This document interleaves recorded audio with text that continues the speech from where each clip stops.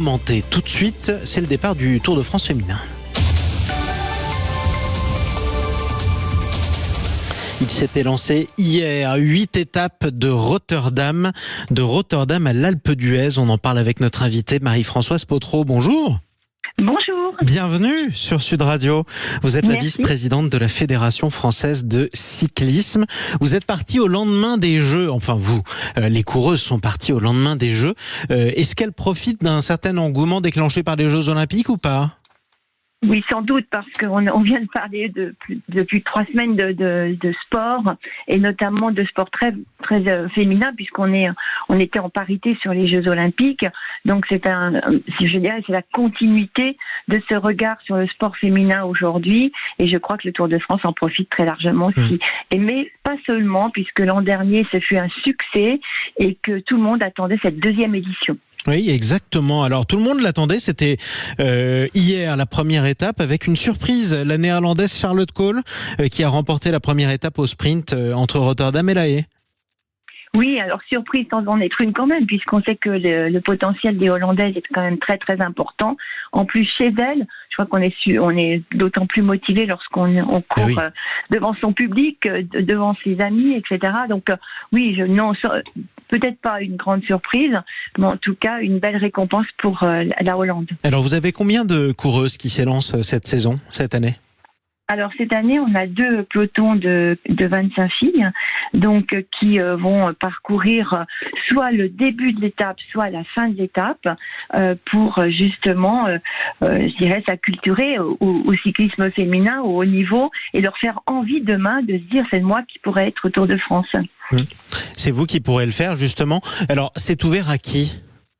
Alors c'est ouvert à des jeunes filles de 15-17 ans, c'est-à-dire des jeunes filles qui sont en devenir, qui sont déjà licenciées dans les clubs de la Fédération française de cyclisme et qui font de la compétition.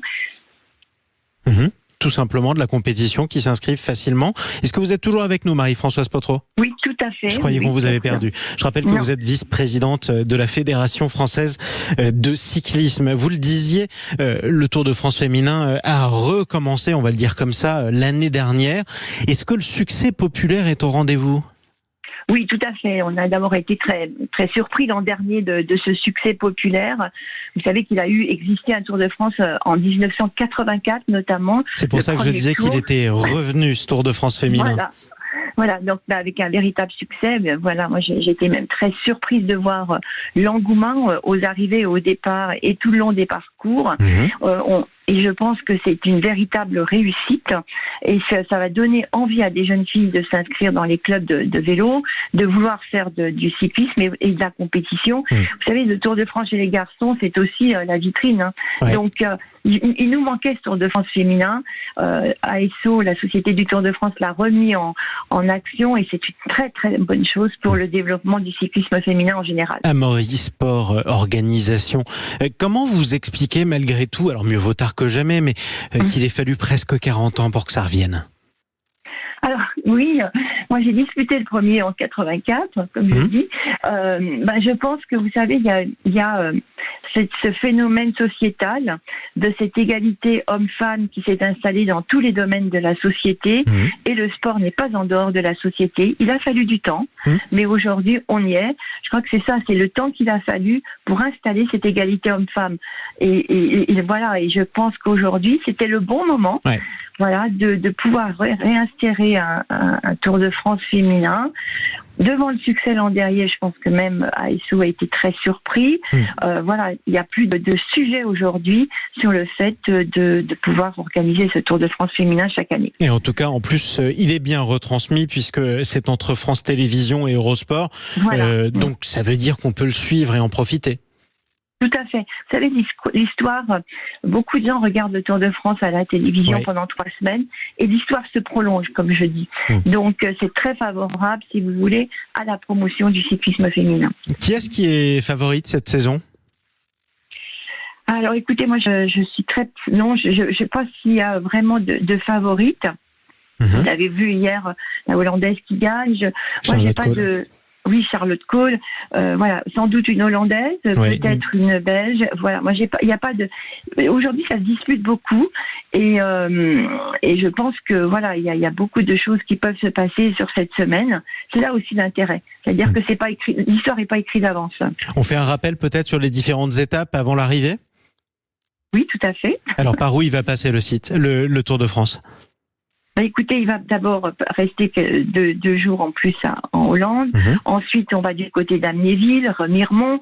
On va descendre en Bourgogne-Franche-Comté sur des régions comme Morteau, que je connais très bien, qui est une région dynamique en termes de cyclisme féminin, Champagnole, etc. Pour venir ensuite traverser l'Ain. Et puis en Haute-Savoie avec une arrivée au Grand Bornand, donc ça aussi c'est quelque chose d'important. Et l'Alpe d'Huez, voilà, c'est ces régions qui sont. C'est mythique l'Alpe d'Huez, hein. Mais bien sûr, et puis c'est une région, la région Auvergne-Rhône-Alpes est une région très dynamique en matière de cyclisme et notamment en matière de cyclisme féminin, puisque le comité régional fait beaucoup pour le cyclisme féminin. C'est un vivier des sportives en cyclisme. Et c'est quand même une bonne idée, tiens, mieux que chez les hommes d'ailleurs, terminer le Tour de France sur l'Alpe d'Huez plutôt que le terminer, alors c'est vrai, sur les Champs-Élysées ou alors sur la promenade des Anglais, mais où en général, à la dernière étape, il n'y a plus de suspense sur le Tour de France masculin. Là, il y en aura jusqu'au bout. Ah ben oui, tout à fait, parce qu'on connaît la montée mythique de l'Alpe d'Huez. Ça passe ou ça casse, hein. Ça passe ou ça casse. Je pense que ça va amener une ferveur du public tout au long de la montée, donc une belle visibilité, des beaux encouragements pour nos jeunes filles et puis pour ces cyclistes professionnels. Non, franchement, c'est vraiment ça va finir en beauté. Voilà. Bah écoutez, on en profite toute la semaine, en tout cas, c'est ce qu'il fallait dire. C'est le Tour de France féminin. Vous tous qui aimez le cyclisme, profitez-en. Ça a commencé hier et ça va durer jusqu'à dimanche des Pays-Bas, tout simplement, à l'Alpe d'Huez. Merci à vous, Marie-Françoise Potreau, vice-présidente de la Fédération française de cyclisme. Il est 7h40 sur Sud Radio. On est toujours ensemble jusqu'à 10h dans le Grand Matin Sud Radio. À suivre, après le sport, un petit peu de musique. Ce sera avec Guy Carlier. Raconte-moi une chanson.